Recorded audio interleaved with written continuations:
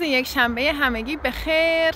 امروز 10 نوامبر 2024 و اینجا شهر دینانت در کشور بلژیک و آوردمتون اینجا برای اینکه اولا این شهر بسیار زیبا رو که در حاشیه رودخانه مویزه در جنوب کشور بلژیک قرار گرفته مرز با فرانسه نشونتون بدم و هم اینکه بگم که تاریخچه سیب زمینی سرخ کرده از این شهر و مناطق اطراف این شهر میاد. در قرن 18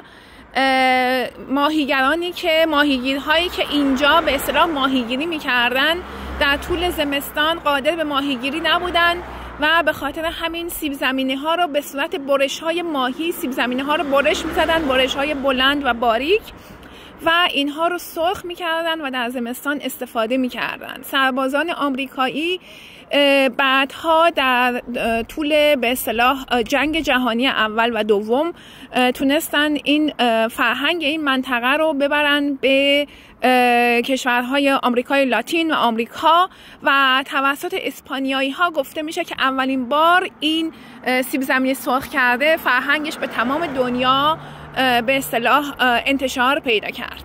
سیب زمینی سرخ کرده ما ایرانیا موقعی که میریم خارج ممکنه که اول بار وقتی که میخوایم سیب زمینی بخریم اسمش رو کلمه پوتیتو بگیم. خود کلمه پوتیتو به انگلیسی معنیش سیب زمینی هست، ولی سیب زمینی سرخ کرده به معنی پوتیتو نیست. چند تا کلمه بین المللی هست برای سیب زمینی سرخ کرده. یکیش اسمش هست فریت به فرانسه که دلیل کلمه فریت این هست که در زمانهای قبل یتیمای فرانسوی این به اصطلاح خرید و فروش میکردند، در خیابونها غذاهای خیابونی میفروختند و به این یتیم ها میگفتند فریز.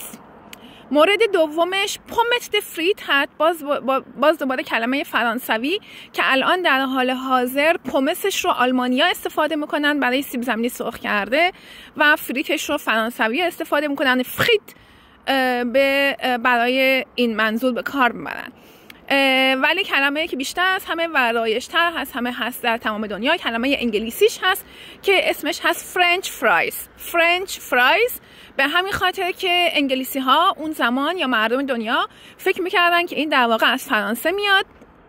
الان یک دعوای به اصطلاح فرهنگی هست بین کشور بلژیک و کشور فرانسه به خاطر اینکه این مسئله سیب زمینی سرخ کرده واقعا قراره یا شده جزو یکی از میراث یونسکو، میراث غذاییش البته، و به اصطلاح 13 جولای روز ملی روز ملی سیب زمینی سرخ کرده هست در کشور بلژیک. اینجا الان شهر دینانت هست، شهر دینانت، شهر لیژ و شهر نمور. این سه تا شهر به عنوان خاستگاه سیب زمینی سرخ کرده در جهان و در کشور بلژیک شناخته میشن. خیلی برای خودم جالب بود، گفتم که برای شما هم یه فیلم بگیرم و توضیحات بدم. امیدوارم توضیحاتم غلط نداشته باشه زیاد.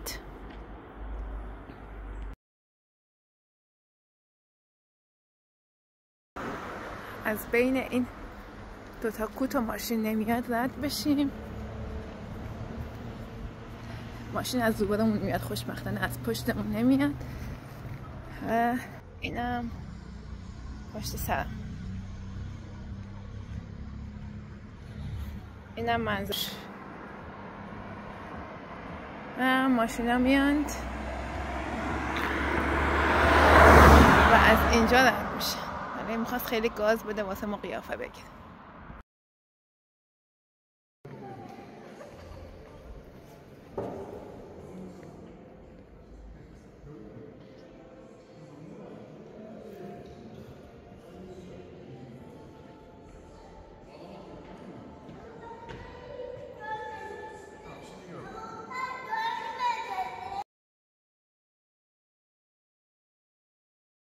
شهر نموره در کشور بلژیک، جایی که مشهور علاوه بر دینانت که ماهیگیراش در سواحل این رودخونه در اواخر قرن 19 سیب زمینی خورد میکردن و در زمستان سرخ میکردند و بعد این سیب زمینی سرخ کرده در زمان جنگ جهانی به کل جهان به اصطلاح معرفی شد و دیگه خلاصه شد یکی از غذاهای محبوب و به خصوص خیابانی و سریع مردم.